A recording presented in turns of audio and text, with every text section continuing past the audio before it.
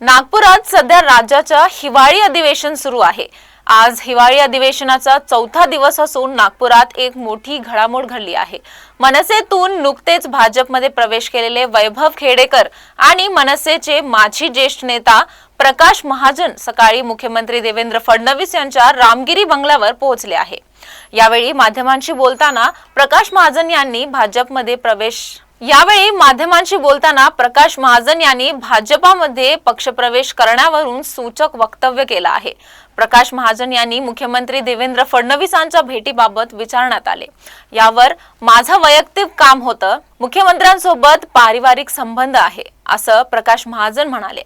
तसेच भाजपाचा पराभव झाल्यावर आम्हाला वाईट वाटतं, नातं जुनं आहे असं सांगत मी कधीच भाजप विरोधात काम केलेलं नाही, आता भाजपने ठरवायचं आहे असं सूचक विधानही प्रकाश महाजन यांनी माध्यमांशी बोलताना केलं आहे। त्यामुळे प्रकाश महाजन भाजपमध्ये प्रवेश करणार की काय अशा चर्चांना उधाण आले आहे।